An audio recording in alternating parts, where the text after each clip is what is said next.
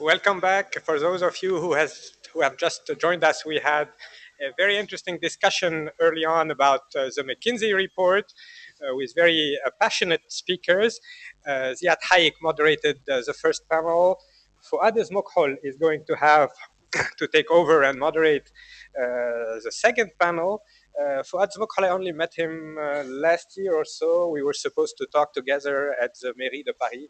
So before I met him, I made a phone call to someone to ask who exactly is Fouad Zmokhol, and they told me terrible, terrible guy, terrible guy. So I was afraid, why is he so terrible? And they tell me he's terrible. He's worse than you.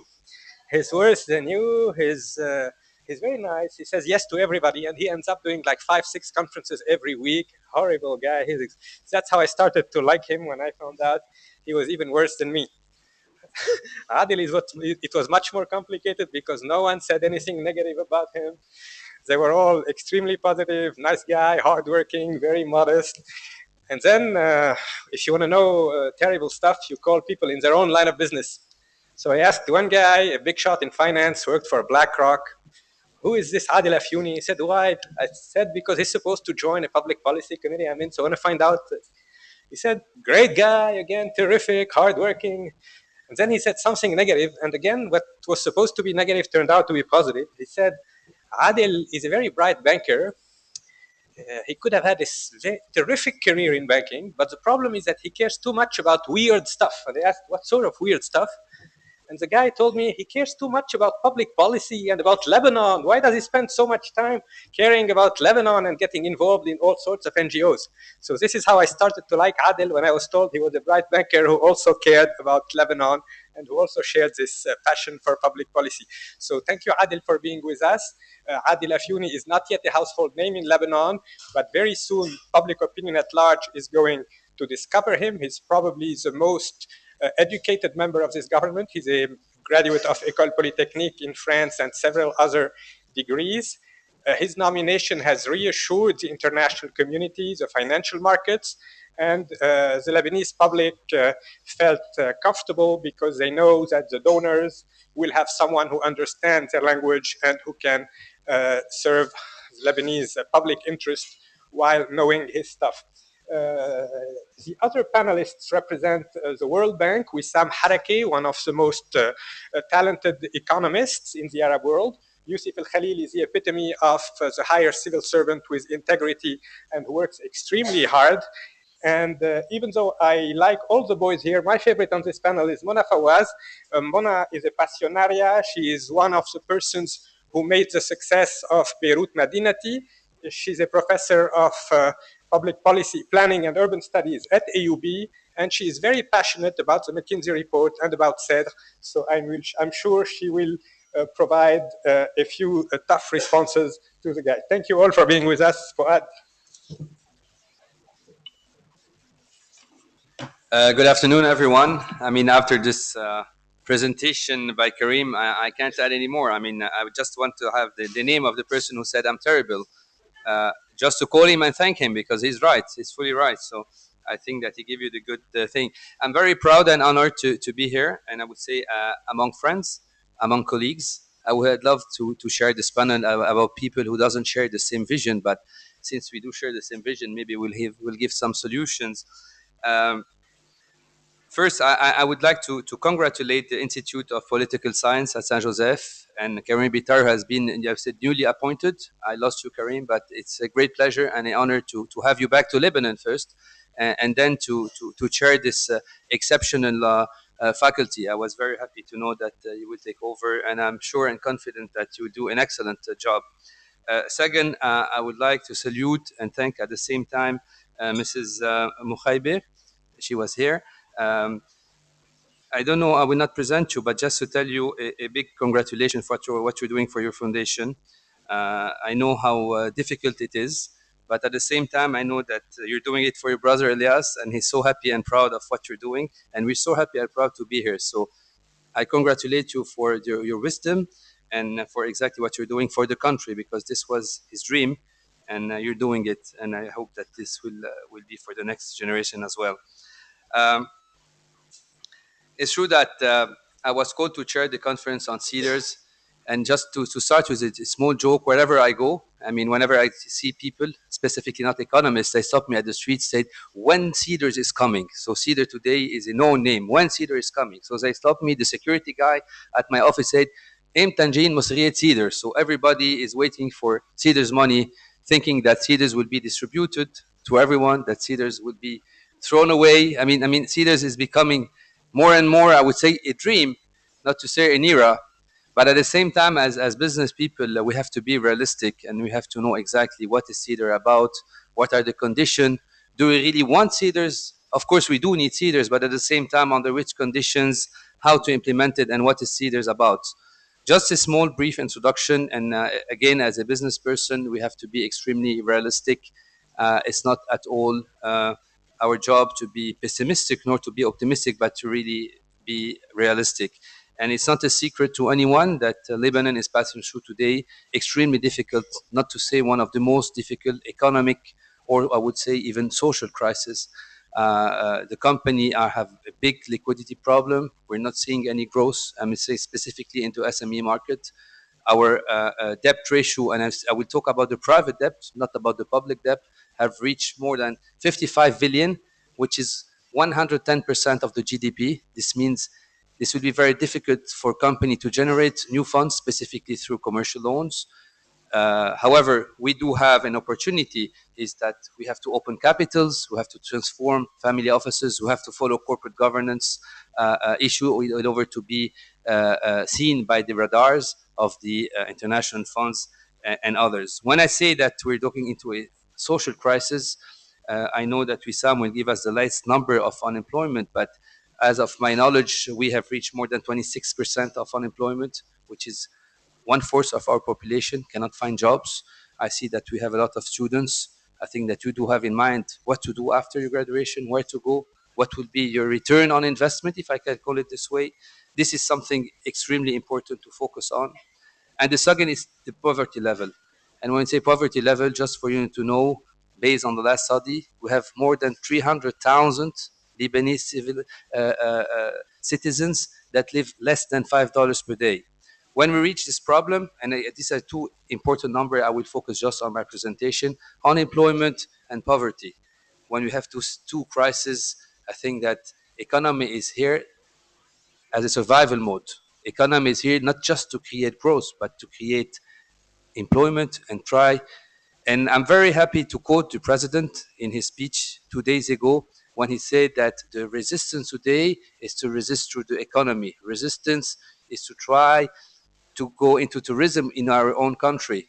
Tourism is, this is the resistance we want. We have been resisting for the last 25 years, and we will resist. And I will always say that we are resilient. We are a resilient country. And again, it's true that the outcome or the outlook is not very positive, but I would tell you that as business person or for who I represent, we will not abandon the ship. We will fight, we will survive, and we will dig. We will dig very down so to find the opportunities. CEDRES, for those who knows, is in French the Conférence économique de développement avec les réformes, avec les entreprises. If we go back to this definition, I think that till now we have applied the first letter of the CEDRE, which is the conference. Yes, we did the conference, we have shook hands, we congratulate each other, but we have stopped this. We have stopped into the first letter. Because when we go to economic, I didn't see anything that is related to economy yet, I would say yet this. So I will stop there, because if I go to the R, which is reforms, I think this is the big interrogation. I can tell you from the private sector point of view, we do not want CEDRES without reforms. We do not want to raise our debt more than what it is today. So the generation to come to pay for a new debt, knowing that in case we don't have reforms. We don't want to go back to Paris 1 or 2 or 3, because unfortunately for us Lebanese, it was a failure because of us again. So I said this to the French representative of President Macron when he came. He said, "Thank you very much, France." And I told him, "Shukran Fransa" in Arabic, for giving us, this opportunity. But I would like to move to His Excellency to welcome you first on the panel. I had the chance and the honor to be together on a previous panel at the NDE, and deep inside, I said, I wish some people like you would become ministers, and my wishes came true. So it's my fault, yes. I think it's our honor. I will not present you because I think that we are at USG and most of the people have read the Orient Le Jour today. So you have a beautiful presentation at Orient. Just to beat to the headline that I knew that you were the first in the baccalaureate when you presented that. You had 18 or 17, so I like that. And I know that you went to Polytechnique and you did a big university and you had an excellent pass. I mean, you have an excellent CV that you're so proud of. And specifically, I think that you represent us all in the government today because you're coming from the private sector. You're the youth Lebanese that have traveled, that have succeeded, and that came back. You called this in the Bekai. I don't know who you called it, the Bekai or they did. That's it in the article. So you came back home to put your expertise for the country and for us. I'm very happy that. Thank you. I'm very happy that you're joining this session, and I would like to know first about what do you think as a person, because you're still in the private sector, you remain, and what exact changes you can do, I mean, for the implementation of CEDRE agreement. And again, I insist, in case it's going to be implemented, is it a dream that we can have reforms, or we're just going into a battle from a battle and finally the reforms won't be implemented? Do you think having somebody dynamic, smart, that has so diploma, can push into the actual government in order to have the implementation of CEDRE's reforms? And I insist on CEDRE reforms, not on the funding, because I mean, I think that we know exactly how it is about. Thank you, Sure. Your Excellency. First, thank you very much. It's a pleasure for me to be here. Too much pressure from what you described. Obviously, I hope I'll be able. I hope that we will not disappoint. If I decided to come back, it's because I actually think we can do something from the inside, not stay on the outside, and try to lecture or judge. I mean, I spent almost 30 years outside the country. I stayed in touch with the country and I kept coming back regularly, but it was very easy from the outside to give judgment and to lecture. I think I call on everyone who believe in this country and who care about the country. We need to come and change from the inside. That's one. Two, because as you say, I mean, I come from a private sector mindset. So I think, at least I want to adopt a practical point of view. As you say, we are in a time of very challenging economic, financial, social crisis. And it's like when you're sitting by a sick man and he's suffering from a lot of things.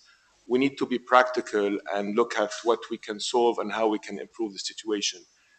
And I honestly believe that to do that, we have to accept that we cannot do everything immediately. And just like in the image I described, we have to focus on what is doable and what can allow us to gain some breathing space. And I think the dynamic will improve progressively with that. So I'm coming with this mindset. Let's be practical. Let's see what can be done and focus on the top priorities without killing the sick man effectively. And I hope, clearly, I'm not the only one, but we are many in this government that came because we believe in the commitment that was provided, that everybody is aware. We've reached a level where we have to do something. So we are, many of us in the government, I'm not the only one, are committed to be vocal and to be assertive when it comes to the needed reforms. We should not compromise on those. It's in the interest of everyone. The ship, as you said, if the ship sinks, we're all sinking. And I think there's increasing awareness about that. So that's my mindset. Try to be practical, try to focus on the urgent reforms that we need to do, and try to be vocal without any political agenda or any other mindset, but to improve the livelihood of our citizens. When it comes to CEDRE, again, if I want to be practical, we are suffering from very from chronic and structural problems. As we all know, some of them will require long-term solutions. There's no magic press the button, but others obviously can be fixed in the near term. And I think CEDRE, whether we can question some of the context or some of the conditions, but it has one merit, which is basically that the conference did happen. There is money that has been committed. And at the time where we don't have economic growth, this is actually a window of opportunity that we can only take advantage of. We need to take advantage of this money that was committed. And this clearly is a recipe in any country where there is no economic growth. Someone has to fund economic growth or at least jump-start it one way or the other. Our government doesn't have, unfortunately, the means to do that, so we can benefit from the support. Let's use it to our advantage. That's how I see it. And let's do it gradually. We're not going to spend the 11 billion, but there are some projects that are coming on stream that I think are much needed from an infrastructure perspective, and that will naturally create some economic activity and business activity. It's not enough, but it's a starting point that we can build on. With regards to what we call the conditionalities or the reforms, I mean, I'd like to call them reforms because I don't think these are conditionalities. They were part of the CEDRE package. When the government went to submit its proposal, there were a few pillars, as we all know. One of them was the CIP, so the whole infrastructure, pipeline of infrastructure projects. But another pillar was the financial reforms that are needed. And I think that's effectively something that every Lebanese should insist on before the donors. We need that. We need to implement those reforms. And some of them, and the structural reform and sectoral reforms, those two tracks are within reach to some extent. There are reforms that we all know about and we can actually start delivering on. I don't want to be naive or too optimistic. I know there are challenges, but the fact that the investment or the support, the financial support comes with those strings that we impose on ourselves effectively, I think is a positive, and we need to take advantage of that. And there are some obvious reforms, again, to be practical. There are some things, if we do them, it will start making a difference, and then we'll get into a virtuous circle instead of being locked into a vicious circle. So some of those conditions, so what we call conditionalities, I think, are much needed reforms, and the fact that people from the outside are pressuring us to implement them is actually a positive thing, not a negative thing. And there's nothing wrong in doing this gradually. That's the nature of the beast, effectively. One thing I want to add, so I want to add also on the fourth pillar, which is very important, especially for the theme, which is the economic, the structural reform to the economy itself. I mean, as we know, where we are today is a result of an economy that structurally has been suffering from serious imbalances. I mean, we don't have, I mean, the portion of the, I'm not an economist myself, but it's obvious that the portion of the productive sectors in our economy has been dropping year after year, and now we're like probably down to a mere 15-20% max. That's clearly not sustainable, and that's clearly something that we need to think of. And that's a longer term plan, cannot be done very quickly, but that's where I think part of CEDRE is also, and the McKinsey report, what we call the McKinsey report, which I think is a bit of a misconception. At the end of the day, the McKinsey report is probably an aggregation. Again, it's not perfect, but it's there. Let's be practical. It's an aggregation of opinions and views that we've been talking about for a long time. And even if it's not the perfect report, but it gives us some guidance about what we need to do in certain areas, in particular in the productive sectors of the economy. And that takes me to my job. So, as you know, I have a Ministry of, I was appointed as Minister of State for Information Technology, which some people don't know exactly what it is. Actually, last week when WhatsApp and Facebook were down, I got calls saying, "What is the minister doing?" And then when it was fixed, a few hours later, I got also some thank you messages. So, but sadly, it has nothing to do with me. I'm not here to fix the Wi-Fi or WhatsApp. It's about the sector, the knowledge economy sector, how we can boost that sector and turn it into a proper economic sector that can contribute to the economic growth and to jobs creation. Because our biggest KPI is jobs creation. And this is where I think I will focus a lot of my energy is sponsoring and championing the sector, and especially the youth, because this is a sector where we have huge competitive advantages. As you know, we don't have natural resources in this country that match other countries, but we actually have human resources where we'd like to believe we are very strong. And the knowledge economy in particular is a sector where our human resources and our intellectual resources, especially the youth and talent and skills that we have, we can put to work in order to create a strong sector that can make us a leader for the region. And that's where, again, I think I want to think positive. We should believe in our capacity to do that. And this is a sector where I think we're very well positioned if we take the right reforms and if we put the right set of incentives. And I don't think it's a political issue. It's actually a consensus that everybody, I hope, will support. That's why I'm actually quite excited about having this particular portfolio. Now, I will conclude. I have a startup, actually, ministry. So I was employee number one. Now we are 3 or 4. So any support, maybe 331 funding. Kidding aside, we need to work with every stakeholder in the ecosystem and leverage the resources in the country. Obviously, we hope to grow and we'll get a budget and we'll get more resources, but it's work in progress. Thank you very much. I don't know if I spoke too long. No, you did. I mean, I have a lot of questions, and I would like the audience to address the question. Sorry. But just a small comment. I loved when you addressed the idea of the change from inside. I loved it, but I hope that the change of inside from inside will be quite, I would say, serious. For example, I mean, we do have the first study, this new combat against corruption. This put me a small smile on my face on one hand, and at the same time, I said, okay, let's see where it can take us. So this would be a good challenge. But again, I mean, between the objectives and the application, you know very well that we do have a big gap. I like the idea when you discuss about we cannot do everything. If you want to do everything, you end up doing nothing.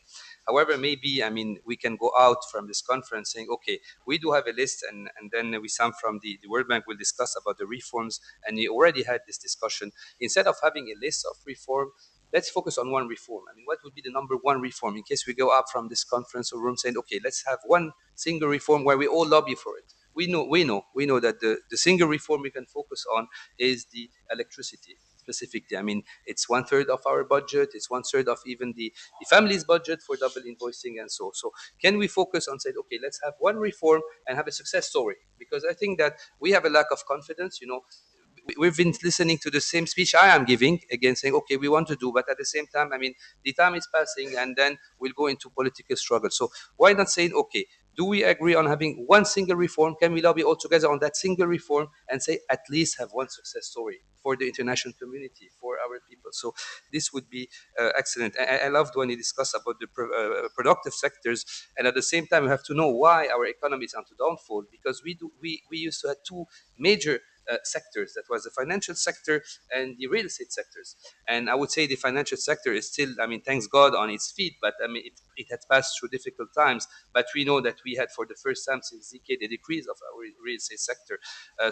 We have to cover back this problem to try to find a way. So this brings me to our second speaker, and here I would maybe change the order, and I would like to go to Dr. Mona Fawaz.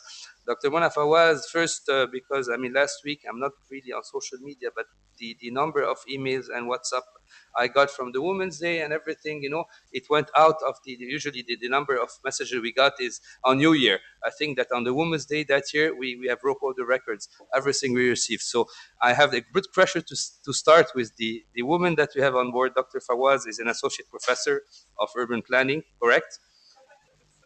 What did I say? You deserve it. I was going to say the dean. I was going to say the dean, but still, I mean, you did. Okay, okay. I'm just asking on that.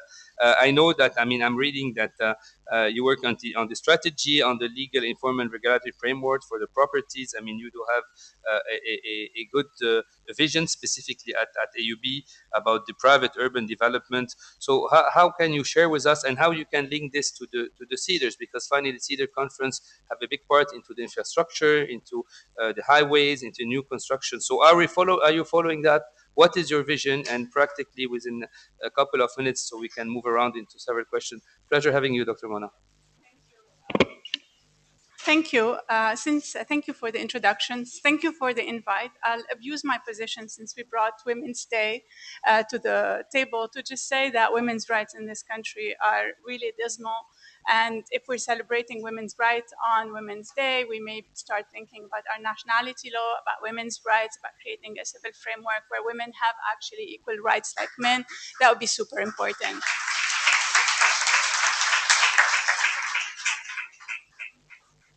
So thank you. So for the CEDRE agreements in conference and for its outcomes, I was hoping to be the last speaker because I was planning to discuss what was being put on the table, but I'll put a few points on the table that I think are important from my perspective as a city planner. I'll start just first by the big picture. When I started collecting my ideas this morning and thinking about, so what can I answer? What can I say more about CED? For those of us who have been following the newspapers, the TV debates, everything that's been written in magazines, have now, and by various policy centers, have now a very clear idea that the reforms that Lebanon promised, a 5% decrease in deficit for over 5 years, is completely unrealistic. That's been a year since it happened, so we know that we didn't even pass the 2019 budget. The press yesterday was writing about the 2018 budget as being a piece of fiction more than an actual description of reality.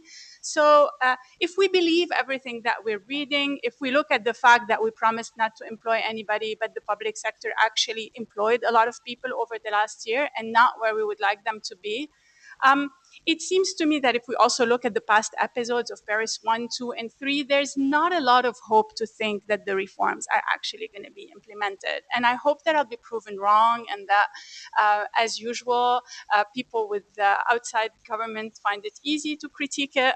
But there's enough evidence in front of us to say that we are skeptical. Even some of the very simple reforms, like having more transparency in procurement, have not been discussed in Parliament. So we are in a situation where we're looking ahead at what's going to happen and wondering to what extent is it possible to even imagine that some of the reforms will be implemented. With that in mind, I started thinking about, okay, so what can you say if you're thinking about the new generation and said, and three big entry points came to my mind. One has to do with intergenerational equity or justice, because we are borrowing for the next generations. And as a city planner, I need to be thinking about what we mean by infrastructure when we do that. The others are the challenges of the next generation.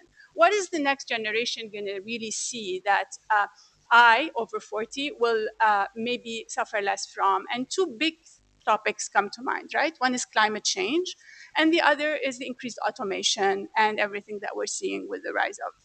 So these are questions that we need to be tackling if we're thinking about the youth below 35 and what they will see. And so just to begin with the first question, which is probably the most critical, the intergeneration equity. So the idea is when you're going to borrow money, you want to think about what is it you're taking from future generations. And of course, we know we've already taken a lot that they, my kids, yours, will actually have to return at some point. And of course, when you want to do that, there's two things you should think about. One is, did I do everything I can so I don't borrow money? And the second is, am I borrowing the money for the right reason? Will I create an asset that will actually generate income for my kids? So for question one, did I do everything I can to sort of reduce the cost of what I'm doing? I have to say that we definitely have not done that. Our taxation system, to just talk about one aspect of it, does not tax the rich properly. Our tax collection is sad and and unequally distributed, so that we introduce VAT. And not too long ago, when speaking about the implementation of the CEDRE reforms, one of the new ministers actually said that we could increase the VAT by 1 or 2% more. So we're thinking still more about regressive taxation that influence the poor even more in very inequitable form. We know that the more we get people who are impoverished, the worse our economy will be, because our local consumption will be worse. So from that perspective, we haven't done enough. A second thing that we really need to be thinking about if we want to reduce the cost of infrastructure is the fact that one of the biggest tickets on infrastructure is the price of land. So just to give you one example, one of the biggest tickets on the CIP projects is a highway, a big highway, and we can talk a little bit later about how good of an idea it is. But $1.4 billion from this highway are the costs of land expropriation. So we live in an era where countries build these large infrastructure projects using value-added taxation, right? Using value capture taxation, which means that we introduce taxes that capture the profit generated from these infrastructure projects and use them to finance these projects. Guess what? We have a simple mechanism within our urban planning laws, Dammul Fares, that actually has empowered us to use it many times before in Lebanon to open roads. So we don't necessarily need to expropriate this land. And if we do, we really need to be thinking about the price of land and what it means. We deal with, just like we deal with the fact that we have a GDP, that deficit that's so big, we deal with the price of land as if we were born one day and, oh my God, the price of land became so high. The price of land, like any other economic good, is the result of our public policy. When we decide that land is an asset only, when we decide that land is only real estate, and we then pump incentives for people to actually go and buy the land because that's the only way that they can safely keep their money or make their big investments, we are pushing the price of land up. And the higher the price of land is, the more land will lose its social value. Today, no one can open a store, no one can start a business, and youth cannot even get married. You know what kind of social problems we're dealing with when we're telling our youth, you can't get married in this country, you can't open a business in this country, you have no future. So short of rethinking the social value of land and actually reinscribing it within a framework where land recovers some of this value as the grounds for people's livelihoods, including income generation, this is not going to work. And for the cost of our infrastructure projects, our public sector will remain incompetent, incapable of intervening, so long as if they want to open a public beach, they need $300 million. So that doesn't work. And again, the price of land is the outcome of our policies. So these policies can change if there is political will. We know it's been changed in other countries. There are countries that have changed their constitution, like Brazil and others, to actually recognize the social price of land. So there's no reason why we do it. So that is for, have I done enough in reducing the cost of the projects? Have I saved enough money? The other piece, which is equally important, is, am I creating an asset? Is the infrastructure I'm setting in place the infrastructure that the minister just spoke about that's going to carry my economy towards the next generation and actually create the jobs I hope for? I'm sorry to say that I was shocked. Yes, shocked when I saw Dar al-Handasa's project for the CIP and how the projects were evaluated. And we did hear that, oh, these were just examples and every project will be vetted. But infrastructure is not Sigma, large-scale, big projects where I create employment for workers to build roads, especially knowing that most of these money goes in remittances outside Lebanon. Infrastructure is an integrated system that carries a national economy. It has to be thought of in an integrative way, where every single highway is connecting transport to housing, to business, to work, where every single investment comes connected within a bigger picture. It's not, I build the big highway here and a big dam here, and then I end up with an infrastructure that carries my economy. And this is what the CIP is about for now. There is no integrated vision except for saying, and I completely agree, we need infrastructure to carry the economy, but it's not this infrastructure. The project are, I'm sorry, super poorly selected. I'll just give you an idea of how they were actually ranked. So the consultant basically created a 6-point system divided in 2 levels, 3 points for how complete the project is and 3 points for how urgent it is. The urgency, as far as I could see, was defined on the basis of the perception of priority of the stakeholders who were interviewed, and then the completion was how finished the project was. Hence, you end up with your most finished, most complete project being a highway designed in 1967 by Michel Ecochard as a peripheral boulevard for Beirut that costs $2.5 billion. That's what my kids and your kids will actually have to pay for. I find this to be really shocking, particularly because the World Bank is just lending us $500 million to actually build a public transportation center between Jounieh and Beirut. So if I'm beginning to enter finally the 20th century and I'm thinking public transportation, why would I build a peripheral boulevard? I could say the same about the dams and the solid waste management. We are borrowing money to burn when we have actually not even reviewed how many waste treatment plants we have, how they operate, why they are closed, where they are located. And we are just looking for quick fixes in these large-scale big projects. And that is not infrastructure. So for me, to just simply answer this first question about intergenerational inequality, I am not reassured. And I think that on both grounds of how much money we're saving and whether we really need to borrow money, or on the grounds of whether we're building an asset, I am not convinced. I don't have enough time to go into the rest, but what I can say is in terms of climate change, we have the opportunity to actually build a circular economy. We can be thinking about a green new infrastructure that would actually carry the projects of CEDRE into, use the money of CEDRE to actually take us elsewhere. But we are really not talking about this. Neither in electricity are we talking about a smart grid, nor in the actual large projects in energy generation are we talking about renewables or taking them seriously. In waste, we are burning instead of recycling and reusing. So it's not convincing. And finally, I mean, I will not talk about automation because it's a whole other entry point, and I exceeded my 10 minutes. My phone is telling me, but I will just say that we do have a large number of our youth that works in retail that gets their employment in sectors that we know will be very hardly hit once online purchases and automation will get here. Deputy Frame spoke about 80,000 workers in the industries in Lebanon. Even those have jobs that are challenged. If we enter automation, this is what happened in the United States in the last decade. 4 million jobs were lost. People did not get more jobs. They elected Donald Trump. So we're looking at a long-term perspective that could be really bleak if we don't embrace the challenge and actually try and build on it to make it into an opportunity. I hope I'm wrong and you guys will answer me. Thank you.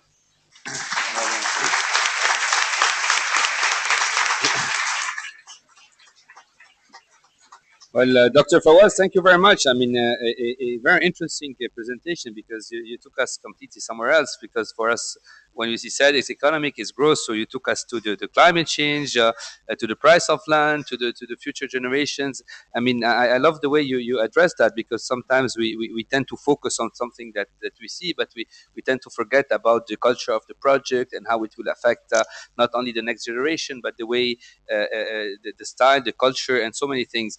However, I would suggest, and maybe after we finish the presentation, is AUB preparing such project? Because finally, I mean, CEDRE is the financing of project, and I will say it when in my concluding remark. I mean, CEDRE is not here to finance nor parties, nor people, nor person, but CEDRE will finance projects. So we need to have such projects specifically from such a university or a department like yours that say, okay, this is what we suggest with a clear project based on the guidelines that are given by CEDRE. So I will give you some time to answer that. I will move to our second presenter, my third presenter, Dr. Youssef Khalil from the BDL.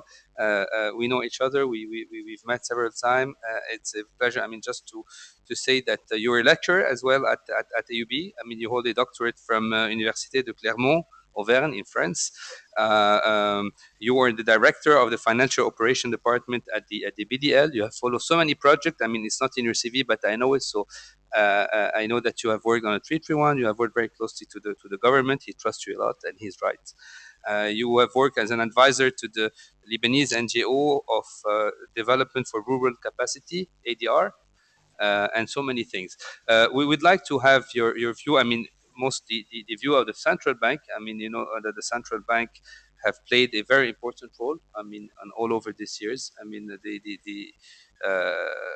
you know, I mean, you had a plan. At least when I say central bank, there is a plan, there is a strategy, and there is an implementation. I always say that you can be with, you can be without when we have some discussion, but at least I think that you have the perfect model as central bank of putting a strategy, implementing it, and having results at the end.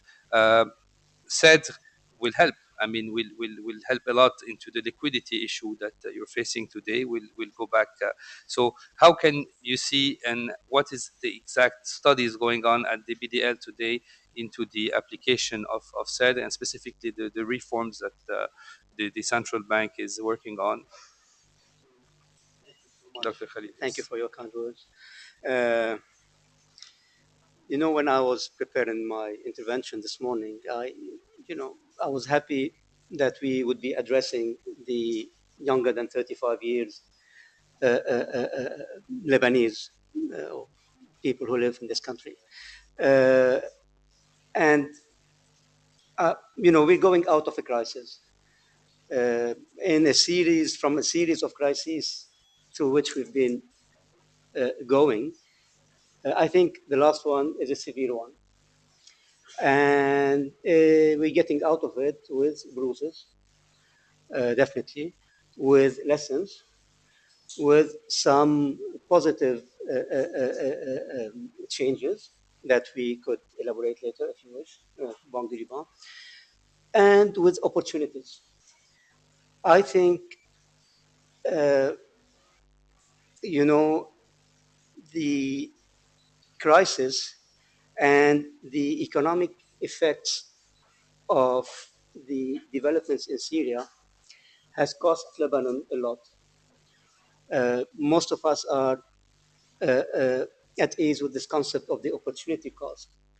We have had growth. Our figures were in the black, not in the red. However, our figures were far below our opportunity. And I think the central bank, and not only the central bank, would estimate the opportunity cost ever since 2011 at around $20 billion. We could have grown at higher national income of $20 billion. Another loss is opportunity loss as well, is government revenues, which would have been, with normal rates of growth, higher by $8 billion.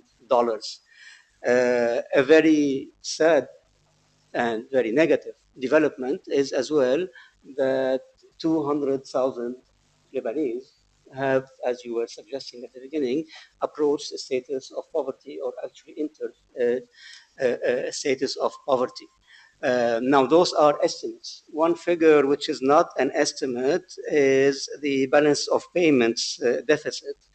If you were to have one indicator that illustrates the harshness of the crisis, it would be perhaps this balance of payments, which is not an estimate, an actual figure, which has been for almost all years, ever since 2011, into the negative, and has cost the nation 14.5 billion deficit in the balance of payments. So this is tangible, measurable, and reliable figure.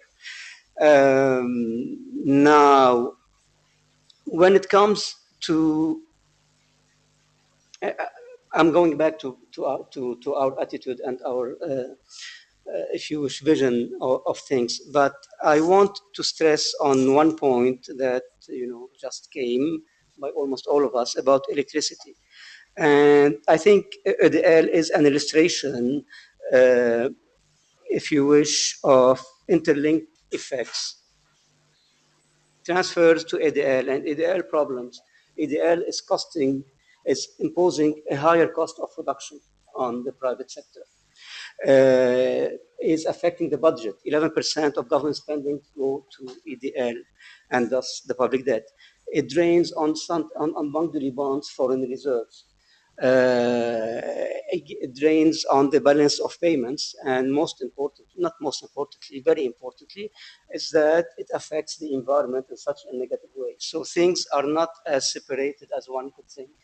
Simply by addressing this EDL problem, we would be, I agree very much with what was proposed, we would be sending a very important signal to investors, to the international community, but very importantly to the Lebanese economy, with positive effects, of course. Now, I was saying at the beginning that Lebanon might be on a crossroad with a lot of potential for people who are younger than 35 years, you and the rest.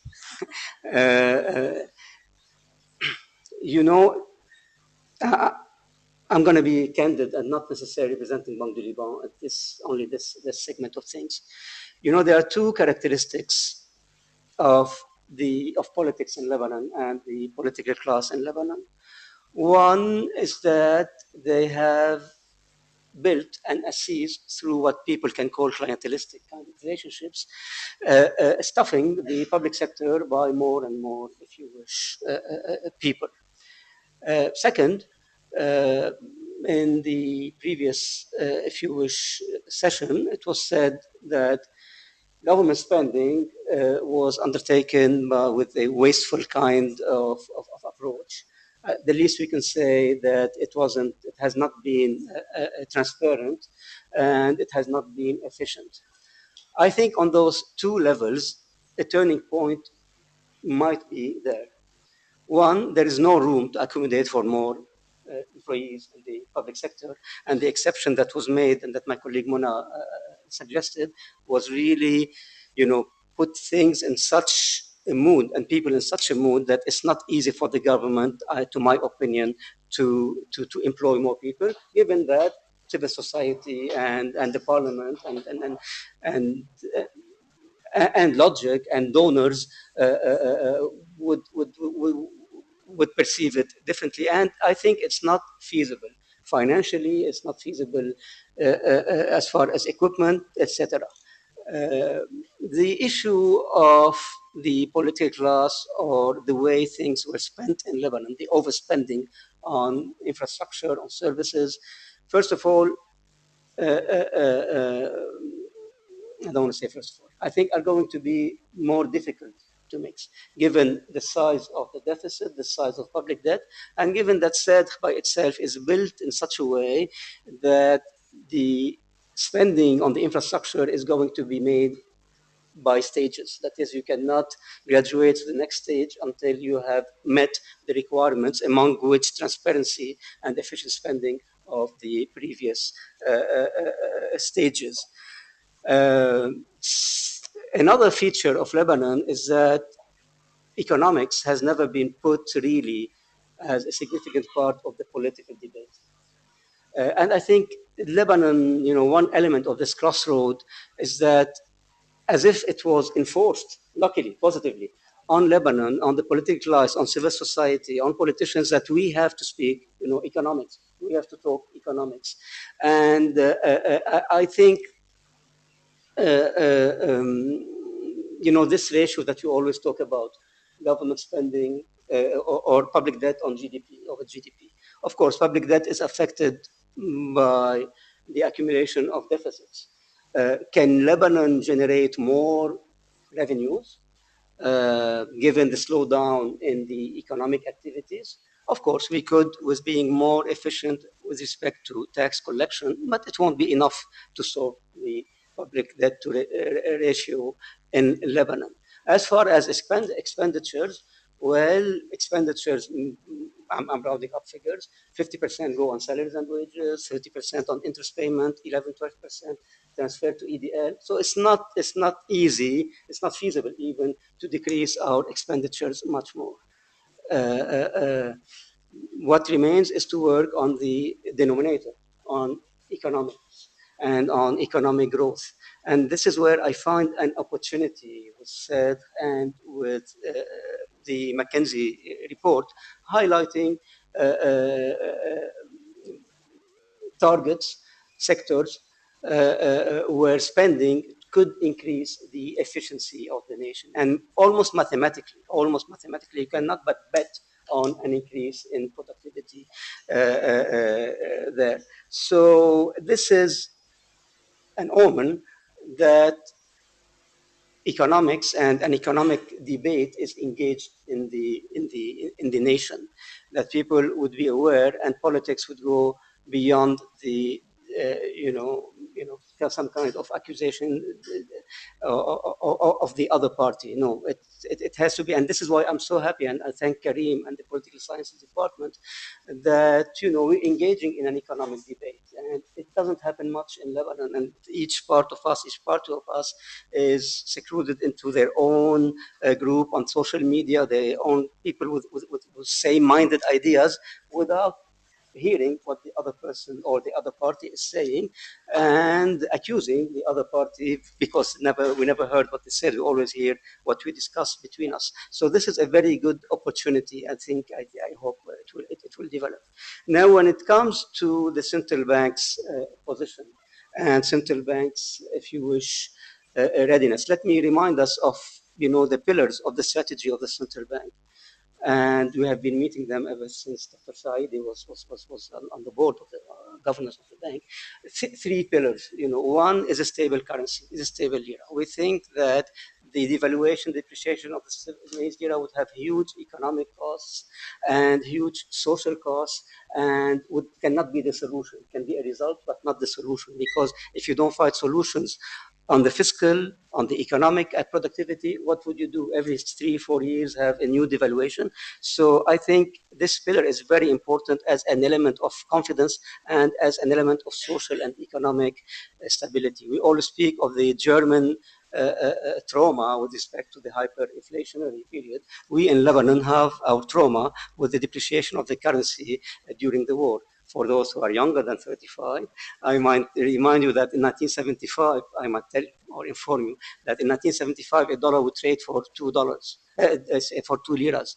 In 1990, a dollar was trading for 2,500 liras and sometimes more. So this is a trauma, and this is one essential element of our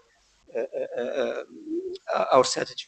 The second element is to always provide for a solid banking system. And that's why you find Lebanon meeting with all, international banking and legal and other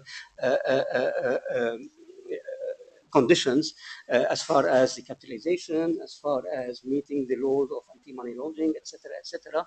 You find Lebanon or the central bank making its best to consolidate the position of the banking system. Again, why? To project confidence, so that people who are sending money to their family in Lebanon would trust that the banking system would not fail them. This is a third element of our strategy is to prepare the ground, the market ground, and the financial conditions so that our government never defaults on its debt. Shocking to some of us, but we think this is a very important element as far as projecting confidence is concerned. And you find directly or indirectly, and I'm ready in the Q&A part to answer, any position of the central bank, directly or indirectly, you would see it targeting one of those three pillars. Housing was, for instance, mentioned. Yes, there has been an encouragement of housing loans. But again, we have to be consistent, because in economics as well, supply and demand determine prices. And you have to remember that 130,000 loans of housing have been, if you wish, extended, so that the middle class has been very much served by accessible housing. 130,000 is not a small figure, and prices have gone to today. And again, it's not, we don't think, when designing our loans, housing and other loans, the so-called, if you wish, incentive structures, we had in mind the economic cycle. We did not have in mind, inclusion. Inclusion was a proxy. urbanism is not our responsibility, of course. We have to be aware as elements of this society, but you would and when the economic cycle had a downturn, you saw us not extending, our structures as generously. So again, I don't want to dwell more on housing, but any kind of measure you have taken, you would have it. You would see it reacting to one of the three of the threats that might attack our three pillars. Now, I'm going to finish 2 minutes, 3 minutes. Am I allowed 2 minutes? I think. One, I cannot, but still, I'll do my best. Two things I liked about CEDRE and about McKinsey. One, their identification of promising sectors. Okay, and the knowledge economy was always put as a prime, the financial sector, tourism, agriculture, and industry, manufacturing industry were put. Of course, oil and gas are put aside because no one knows, the timing of the discoveries or the. So this I liked. Something else I liked is when it compares Lebanon to other nations that have succeeded economically in a chart. Let me give you my input on this point. Especially my generation, speaking a lot of generations, we were always said, in the 70s or what have you, that Lebanon cannot specialize into real economic or productive activities. Why? Well, because Lebanon is small. Why? Well, because Lebanon does not have access to raw materials. Why? Because the population is fragmented, etc., etc. Well, when you come to consider the Singaporean experience, well, Lebanon is 10,000. Maybe a student of mine have.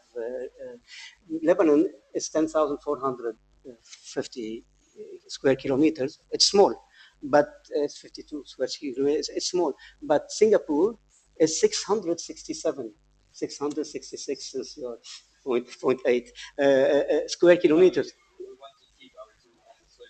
Of course, we should, and expand them if we could. Expand the investable part of them. So yes, Singapore made it, although it's only 600. Lebanon does not access to raw materials. Well, Singapore imports its water from Malaysia. Lebanon has powerful and more, aggressive neighbors. Singapore went through very sad experiences with Malaysia and other countries. Well, Singapore made it, and if you recall the 80s, especially the 70s, per capita income in Lebanon was higher than in Singapore. And how come Singapore's per capita income has grown by 7 times, whereas Lebanon did not? This is a feature, this is a very important, if you wish, way of reasoning to see the shortcomings in Lebanon. Let me add to that, for instance, that South Korea and Sudan 50 years ago had the same per capita income. Sudan's per capita income grew by almost 1,000%. Sudan is still at the same per capita income. There must be lessons to draw from that. Where in Singapore, one issue about Lebanon that we fragmented. I mean, I dare you, any religion, in Singapore you would find from Buddhists, from Christians, Jews, Muslims, what have you, all kinds of origins, racial origins, and they made it. Why did they make it? Because the prime focus was on the economic achievement. This Bank du Liban cannot deliver. We can deliver confidence. And second, a very important part of the macroeconomic and the inclusion policy in Singapore was providing for more homes. You have the ratio of homes to inhabitants is higher than 1. Sorry, I overtook. Thank you very much for attention. Dr. Khalil, thank you very much. It's very difficult to stop you. I have to because I have the time frame. But I mean, thank you for sharing all this information. A very informative speech. First, thank you for accepting that the priority should go to electricity and let's be focused on one single reform. Thank you for being positive, saying that, okay, we're on a crossroad and we have a lot of potential, so it's good to see it to be. I mean, we might, but at the same time, it's good to be positive because, I mean, you know that a small economy like Lebanon is based on confidence and specifically the level of confidence that play a very positive or negative role. So it's our role to try to keep it positive. I'm asking myself why everyone is focusing on age. I mean, Dr. Fawaz wanted to say that she's over 40. I mean, although you don't look like, you discuss about generation. But this brings me to my mind that, I mean, we're discussing about age as if we want to say that, okay, CEDRE is not for us. I mean, our children or grandchildren will pay for CEDRE. So maybe discussing about age is in our subconscious that, I mean, we're pushing that to to the next generation. So maybe this is what we have in our mind, hidden mind. I fully agree on the knowledge economy. I mean, this is the future. I would add that the traditional economy, specifically the Lebanese traditional economy that was based on trade, industry, finance, and tourism. I mean, it's good to keep it and to maintain it, but we cannot build any more growth on the traditional economy. We can't but go into the knowledge economy, and this would be another thing that the central bank have played a very important role. Where I don't, it's not that I don't agree, I do agree, but where it's a dream is about the Singapore model. I mean, this is a model. I mean, it's not easy to benchmark. Maybe we can learn, like, if we take 1% of these lessons, I think we can move. As the economic association from the private sector, we do have a very close relationship with the World Bank. We are invited in most of the roundtable. We have a lot of discussions. And just to be honest, I'll give you a secret, but you keep it between us. Every time we call the World Bank or I mail the World Bank and I say, and we have a question, I always receive the same answer, is you have to ask Wissam. So I'm very happy to tell you that we have the Wissam in person. We have the Wissam in person who answers in most of the economic issue. I mean, I'm saying with a smile, but that's true, Wissam. We're very happy to have you here. You hold a master and a PhD in economics from the American University of Washington. You have focused on international finance, on monetary economics, macroeconomics. You're an engineer. I think that pooling the engineering with the finance and economy is an excellent pool or balance. You have joined the World Bank. You have worked in the conflict states and specifically on the macroeconomic research. And so I know that you know very well the Lebanese model. You know the problems we have. You know how to face. We count a lot on the World Bank because it's good to say that we do have a lot of experience. I know how difficult it was first to have the legislative accepting the funding of the Bisri. I know how much you fought for that, and we were very close to lose the $500 million investment we had at that time. Not to say what we're encountering today, but again to say that a lot of funds are coming, and we have the legislative to follow, and many times we're not. And then it's worth mentioning, if I'm not mistaken, that as a World Bank is financing more than 2 billion out of the 11. I think I follow that, which is something extremely important to thank you about. And I know that this is conditional at the same time. But I have, again, to tell you that since you do know our problems and you know exactly what you're encountering, I think that you are a lot realistic, and you know that all the list of reforms that we have discussed several times won't be achievable the way we want. So if we won't be able to achieve all these reforms, that you will be followed up with the OECD and the whole committee. This means we won't get the funds. I move forward saying that what I really loved into the new application in that, and it was said that CEDRE is going to finance projects, and that's extremely, and you said it in your presentation, it's not in a project, but even by stages, and that's something that is a release for us. Yes, by stages, by application, but at the same time, they have to follow a kind of bylaws, application, internal audit, external audits, all the process, knowing that unfortunately our experience in that domain was much more negative than positive, or took a big length of time from the days I started doing that. So being realistic, tell us exactly from the macro to the micro level where we are today. Thank you, Wissam. Thank you, Fouad. Thank you for this, for the kind words, and I appreciate the invite. It's an honor to be in this esteemed institution in front of the audience here. I don't know if I'll quench your thirst for knowledge, we're not usually very talkative people in public, and we tend to shy away. But I'll try my best. Maybe a good place to start is maybe just to give some context of what CEDRE is or CEDRE is, other than what's maybe there's a lot of information out there.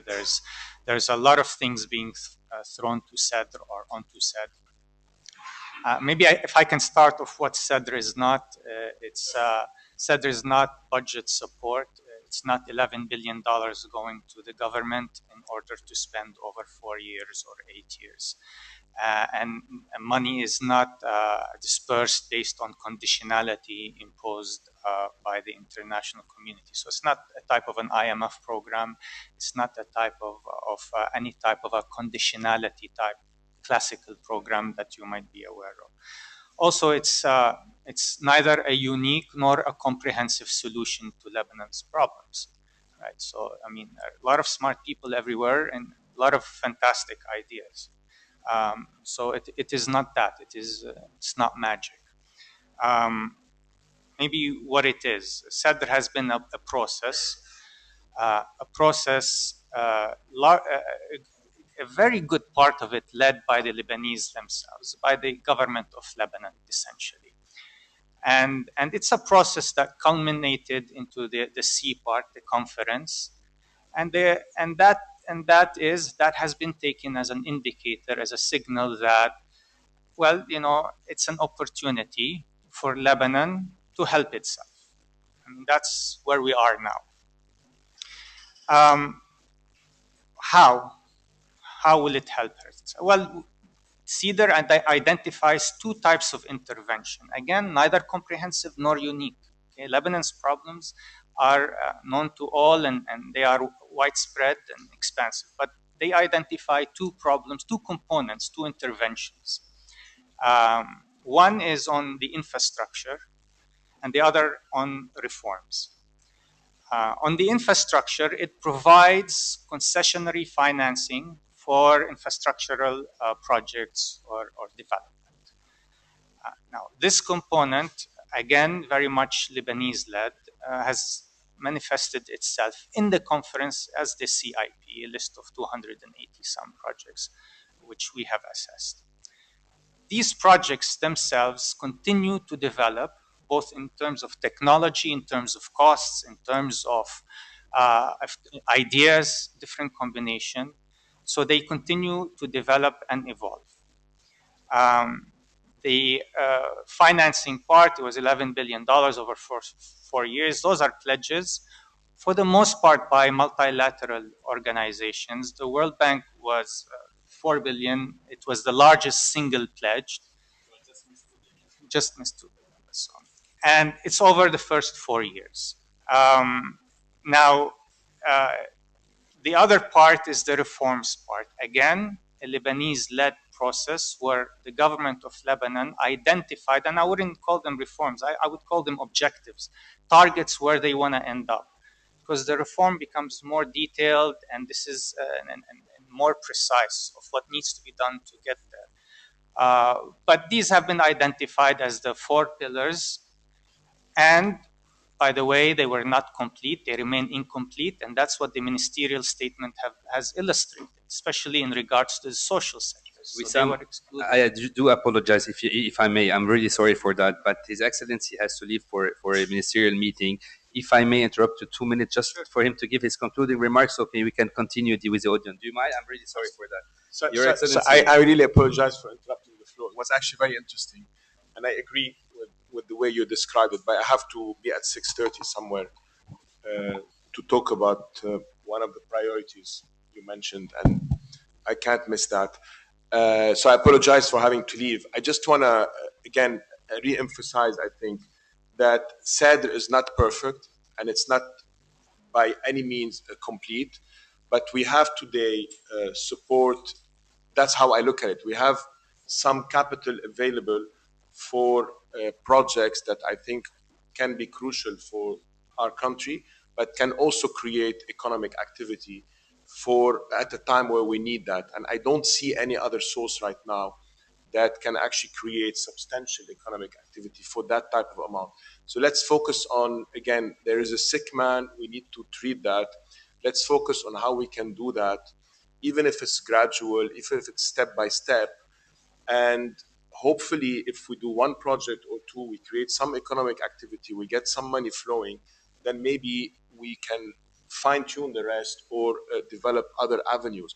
But right now, I think we need that kind of boost, and if we have it, it's an opportunity we should try to take advantage of. Separately, again, I think the conditions or and again, I didn't call them conditions, the economic, the financial reforms that we need to implement that are committed to in CEDRE, the 1% per annum drop in budget deficit, actually more now that we've increased in the last year. All those are things we have to be very vocal about because they're suffocating not only the public finances, but the private sector. When you have so much debt that is taken by the public sector, the private sector is crowded out. That's exactly what's happening. I don't think there's any, it's natural. It happens in a lot of countries. If you have a huge borrower which is taking most of the money, then all the other borrowers are going to be crowded out. So we have to address this. It's a priority. And I think the electricity, again, to name the most obvious one, if we can sort out this, will send a signal to the markets, to investors that we're on the right track, gives us a bit of breathing space, gives the central bank a bit of breathing space because they're really working very hard to keep that breathing space going. And I hope that with that, we'll have more options. We can diversify away from pure CED and we can do more. But we just, at this stage, need a sense of urgency. That's what we're trying to instill inside the government, but also outside.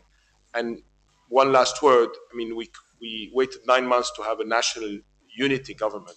I think at this stage, given where we are, it's imperative to have national unity to address some of those crises, not only inside the government, but outside. We can't afford to have too many divisions at this stage. Again, I apologize, I have to leave, but I just wanted to send this message before I leave. And thank you very much for inviting me, and good luck for the rest of the debate. Thank you for coming. Thank you. I'm really sorry, Wissam, but I had to because I wanted to have the concluding remarks since we all conclude. Can you take over, please? No, sure. Thank you. So again, World Bank pledged $4 billion of the $11 billion. Again, this is not budget support. This is project finance. So did the other MBDs as well. So this is really dependent on how the project progresses. And usually projects progress here quite slow. Unfortunately, we would hope that this speeds up, but in a way, each project has its own dynamics. It needs to go through all the feasibility studies. It needs to go through financial analysis, environmental analysis. The project itself will change in technology, will change in cost. And at the end, you get disbursement at stages as well, at the implementation stage, because this is disbursement, again, tied to the implementation of the project. So you're talking about a multi-year process that's considering that implementation is effective. Now, on the reform, it's really the marriage of the two, and that's the opportunity that CEDRE presents. It's the marriage of the two. How do you, again, this is, as I mentioned, this is a Lebanese-driven process. Lebanon submitted in Paris, CEDRE, 4 pillars, and later, not related to CEDRE, it identified important targets in the ministerial statements. Those are great. Those are fantastic. How do you get there? That's the reform process. Lebanon has identified reforms based on a type of consensus, the Lebanese way, based on what Lebanon sees as their priority via the elected government. But how do you get there? And that's the reform process, and that's the marriage of the two that offers the opportunity. It's the investment program as it's implemented over a number of years, and the reforms which also need a medium to long term in order to achieve its objectives.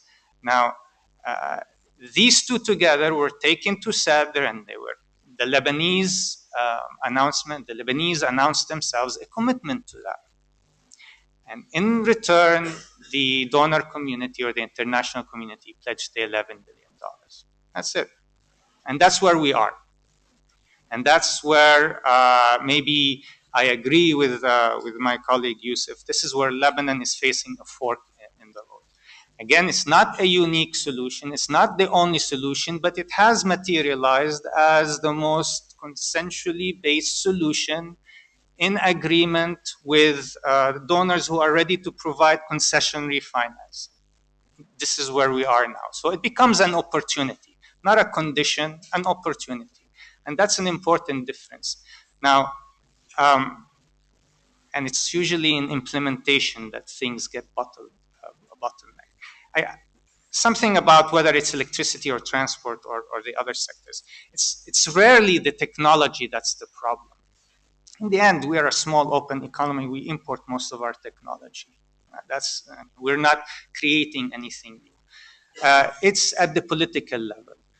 And something like electricity, if you look at some World Bank reports written in the 80s and some on the electricity sector and reports written in the 90s and more recently, it's pretty much the same report. You just take the date and you update the date. So in terms of the technology, the solutions, and there are different models. You want to go completely private, you want to have more public sector, and that's really ultimately for the Lebanese to decide. But these range of solutions haven't changed much, but it has become such a burden on Lebanon, the electricity sector. It is no longer about a basic service delivery, which is, of course, an important part of the social contract. I mean, Youssef just mentioned, it's one of the main drivers of the fiscal deficit and, by extension, the debt. If you do just back of the envelope calculations on how much of the debt is due to the electricity sector, you get about 30, 40% of the debt. That's inexcusable. It is, and that's a source of anxiety within the financial markets that BDL has to deal with. It is a question on health and environment. So it is a source, an ailment, a physical ailment for you guys and your children, those who are 35 above and below. Doesn't matter. So it has become such an inexcusable bottleneck for the country. It is a high cost, high input cost for any production into the production function of any product here, whether it's a small business, a big factory, households and their disposable income. The fact that the political leadership cannot come to agreement on solutions that are readily available, financing that are readily, whether domestic financing or external financing, that is the I think, amazing thing, and I don't mean that in any positive way.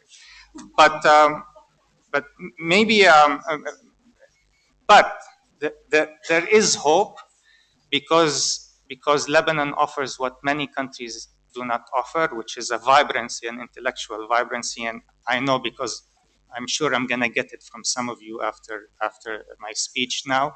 But I think an important accomplishment that has gone technically below the radar screen, and unfortunately it has picked up a lot of political weight it shouldn't pick up, which is the Minister of Finance completing the financial statements for the previous years. It is hard work that the administration, people you've never heard of, who you will probably never hear of, civil servants, relatively low pay grade, that they have toiled over the past 3, 4, 5 years to produce this, probably against advice of many. And congratulations to them. Lebanon now has a mathematical threshold, a mathematical baseline from which it can look into its financial accounts. So for me, that gives me hope. I mean, maybe it's not a sexy enough topic for me, but for me, this is, and I'm a geek by nature, so I kind of enjoy this. I'll just stop here. Thank you. Well, Thank you, Wissam, for exceeding my presentation. I won't say my expectation because I already have high expectation. I love the way you started saying what CEDRE is not. May I add to the list that CEDRE is not to finance political parties, that CEDRE is not to finance political leaders, that CEDRE is not a gift. I mean, I love that, and I will quote you, but I will use that in my next presentation. What CEDRE is not, because we always think that we know what's said, but we don't know what is not. Thank you for bringing us back the hope. I mean, in case there were no hope, we won't be here. We know that there's a hope. And finally, I mean, we do create opportunity. We don't believe into opportunities that doesn't come at itself, but we create opportunity. We dig for it. And this is exactly the resilience of the Lebanese business person. But at the same time, it's quite frustrated that that you are there. The World Bank, I mean, the whole international community is bringing us back on the radars.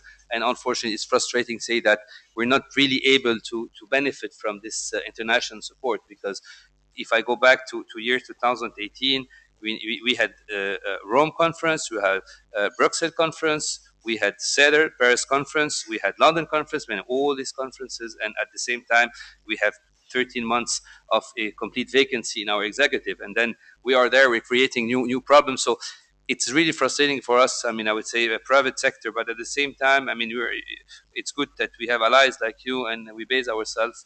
And again, I would say, and it's a message, we do not want CEDRE, in case CEDRE will be as Paris 1, 2, 3, 4. We do not want CEDRE to increase our debt without real implementation and project. I mean, we really want growth, we really want to create employment, to really want implementation. And the whole thing for us, it's financing, implementation, and specifically, I would add, follow-up. That the biggest part of any project is the implementation phase, but at the same time, the follow-up. And this is something we do lack. Thank you very much. Thank you. Bonsoir, my name is Rita Shemali. I'm an instructor at the Institute of Political Science of St. Joseph University. I have two quick questions related to CEDRE. Dommage, I had a question also related to McKinsey report. First, does CEDRE has been reviewed from a gender lens? Does the project related to the infrastructure that Monsieur Harake has presented been reviewed from what kind of, what will the implication be on different marginalized population? This is the first question. The same for McKinsey report. Dommage, I have no clue if the speakers are still there. Perfect. The second question is related on did the World Bank, when taking the projects, the targets, as you call them, that were presented from public administration, by public administration and ministries, took also in consideration the civil society opinion about the projects that you pledged? I'm directly speaking, for example, I will give a direct example other than Madame Muna presented, the one of the dam of Bisri. We have heard a lot of refusal, denials, petitions being signed by the civil society organizations against such a dam. We did not even hear a comment from the World Bank that, if I understood well, is financing this. Can we have an answer about it? Thanks. Yes, we will take the comments and then we'll have the answer and concluding. Thank you, Ms. Rita, if I got well your name, correct? Yes, any other comment? Yeah. I read today that we have reached $120 billion in debt. Now we reached it? Yeah. How are we going to satisfy it? Has the central bank addressed this question? Thank you very much. Engineer Sanati. Besides Bisri, I guess there is too many dams. I mean, $4 billion worth of dams. Every Kaza has a dam, a small dam. There is Nahr al-Beirut has $300 million dam. Is that, did they do this study for the environmental studies, how the damage and how the protection for the area? Because our history with the dams, so far is not that great. Probably, the implementation did not occur yet, but we can see that there is so much problems with the dam, and why 4 billion out of 11 billion are for dams. Thank you. Yes, please. My name is Arnella. I'm an engineer and I'm an urban planner today. I just have one question regarding the decentralization and centralization, and where does CEDRE stand in this? If we're in a centralized country, is CEDRE going to enforce this, or is going to help it to be decentralized and enforce the power and local authorities to be able to implement their own projects? Thank you. Thank you very much. Pour la même chose, we kept hearing about these reforms that are conditions or that the Lebanese set for themselves and the CEDRE economy. What are these reforms? I mean, they are called the reforms, but which subject do they touch upon? All right. I mean, thank you very much. Is there any more comment before we get the answers and concluding remark? I start with Dr. Fawaz. I mean, since we had, I think, a question that was mentioned to you, so you can answer, and please your concluding remark if possible. Okay, I'll be brief.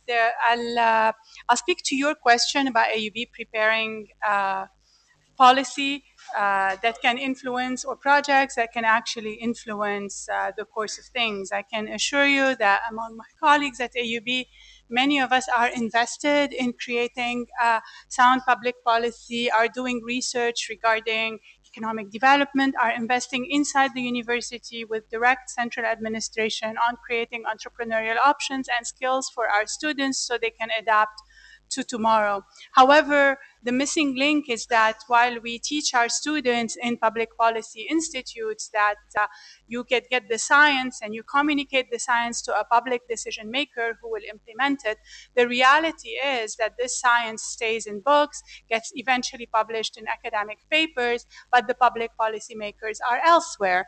To just give an example, since it's been given here, my colleagues in the geology department have been writing about the sand and the nature of the terrain where the Bisri Dam is going to be. Their assessment is it's suicide. We are throwing water in a bathtub that has a massive hole in its bottom. So why would we borrow the money and let our kids, again, right, this intergenerational justice, if we know that this is not the right thing, if we have the science to say that? I could speak of other projects that work this way. So, do you have anything on the dams? Because you have a question that... I don't know that we have too much dams. I'm not an expert, but I know that there's been a lot of studies specifically on Bisri.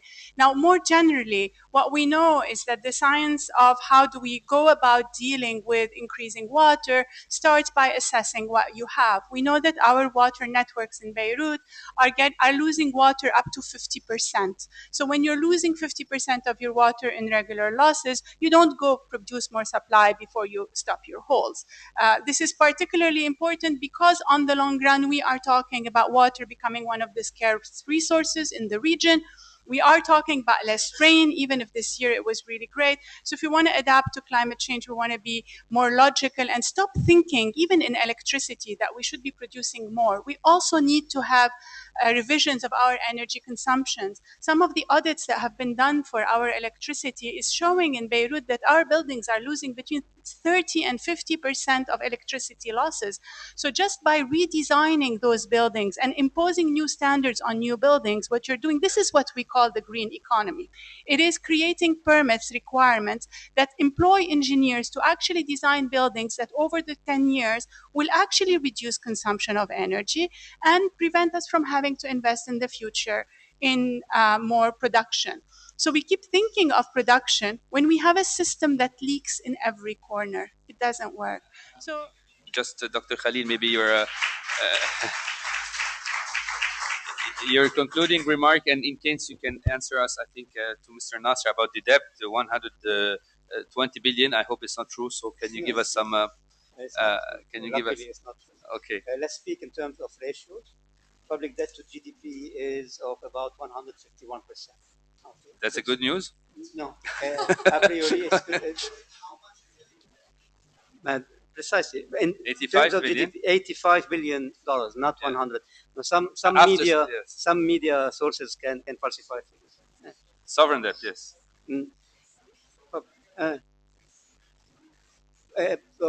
We are entering into you. Can I have 2 minutes? No, one. I mean, this is no. I speak public debt. Let's see public debt. It's a high ratio. I can answer the sovereign debt whenever you want. Really, I'm ready to that. The problem of a high debt ratio is related to 2 potential questions. What if people who hold that debt, holders of treasury bills, decide not to renew their subscription to treasury bills? Okay, so it's a problem. The second, if you wish, possibility that for those people who did not want to resubscribe to treasury bills, decide to have the proceeds in Lebanese liras and turn them into dollars. That would drain on Bank de Liban's foreign reserves. The third, which is the worst scenario, is that what if they don't subscribe, they convert to dollars and get the dollars out of the nation? This is a very serious, if you wish, a kind of threat. Now, when it comes to those holders of debt, much of those holders of debt are public institutions who cannot, by logic or by law, speculate against the Lebanese lira. I'm speaking of the central bank. I'm speaking of the social security scheme. I'm speaking of the deposit insurance scheme. If we were to take aside those holders of debt which have this profile, we end up with what we call market debt, that is, debt held by the private sector. And market debt in Lebanon is in the realm of 90%, less than 90% today, is of 87%, which internationally is an accepted ratio. Even OECD countries have such a ratio. Now, in a different nation, a different country, those 87 or 90% would have invested in a more efficient way, in a more transparent way. The problem in Lebanon is that they went for recurrent spending, which was not very super, if you wish, controlled. Now, Mona spoke of this bathtub tab with holes, with a hole. I mean, the Paris 1, Paris 2, and many of the Paris conferences were here to provide for fiscal support. Okay, it's the same. You provide fiscal support, which ends up in, if you wish, a container with lots of holes. And that's why it has never solved for the problem. The difference here today, and I'm still addressing your debt to GDP ratio, is that we have to focus on GDP. And one beneficial part of the CIP is that it's going to inject fresh investment capital with a high marginal product. Our capital has been wound off. Many of it has been obsolete. I accept Wissam's point about the technology, but still, this is new capital. The marginal product and the productivity of that capital, by definition, is going to be high and cannot but affect public debt. Thank you. So when we increase public debt, the debt ratio would decrease. A final part. You see, your 2 minutes are always dangerous. Really? I mean, just to be on time for. I mean, okay, as no a respect problem. for the second panel, honestly, it's just for the second panel. Yes, Wissam, you have a question on Bisri. You have a question on the debt. I mean, can you answer them if possible with your concluding remarks so we can close the session? Just quickly, I'm not the most qualified person to answer Bisri. There is a water specialist team, and they are handling this. But in general, when it comes to the procurement process and the preparation of environmental studies, financial studies, and the such with the World Bank, we're usually on the extreme end of being risk averse. People usually complain that we slow the process due to our risk aversion, and my discussions with the water team is that actually they've never seen such due diligence at the structural and environmental aspect of it that they have seen for this project, primarily because the noise that it has generated. Ultimately, though, this is not a World Bank project. This is a Lebanon project. We're just financing it, and we are happy to restructure according to the Lebanese wishes. We are not making it difficult or making it hard. It went through our due diligence process. It went through our procurement process, and it all checked. And that's how it became a World Bank project. If the Lebanese want this canceled, the Lebanese can. You have no political pressure from the World Bank to do so. Absolutely not. So this is a Lebanon project that has been in the concept stage since the 1960s, by the way before any of the 35-year-olds or even I were born. So the question is, for your leadership, for you to address with your leadership. And as civil society, you have full right to question it. Absolutely. And we have responded, we will continue to respond to this to the best of our technical abilities. But ownership is with the Lebanese government. So that's not specifically on BIS3, that's in general oral projects, okay? So in terms of that, moving to that, to the more less optimistic discussion here, I want to agree with Dr. Khalil that it's ultimately a growth story, right? Ultimately, you need GDP, you need the denominator to kick. At less than 1% or less than 2% growth rate per year, you will never grow out of that debt. And that's a problem. So you need the denominator to kick in, but you need to continue on that bucket metaphor, you need these leakages stop. You need these bucket holes to be plugged. So, and this is where the reforms come in. This is where the idea that the electricity need to be taken to cost recovery so that government doesn't transfer money. Financial transparency has to be maximized. Corruption, much less so. Corruption is a big bottleneck in this country, and it is translating one way or another into the debt problem as well. All these things have to be fixed in addition to the growth story. So maybe I'll just stop here.